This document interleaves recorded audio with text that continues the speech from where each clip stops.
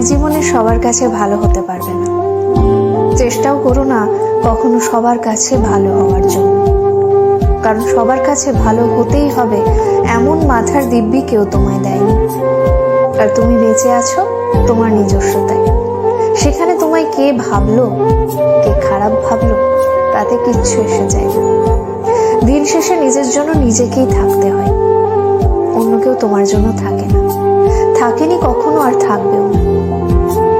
কারো কাছে তুমি ভালো, ভীষণ ভালো, আবার সেই তুমি কারোর কাছে খুব খারাপ, জঘন্য একজন মানুষ। সেটা কেমন করে হয়? প্রশ্নটা মনের মধ্যে আসতেই পারে। আসলে আমাদের কে ভালো ভাবছে আর কে খারাপ ভাবছে সেটা বিপরীতে থাকা মানুষটার মানসিকতার উপরই নির্ভর করে। সেই পরিপ্রেক্ষিতে অন্যের মানসিকতার পরিবর্তনের ভার তো তুমি নিতে পারবে না। তাই তোমায় কে কি ভাবলো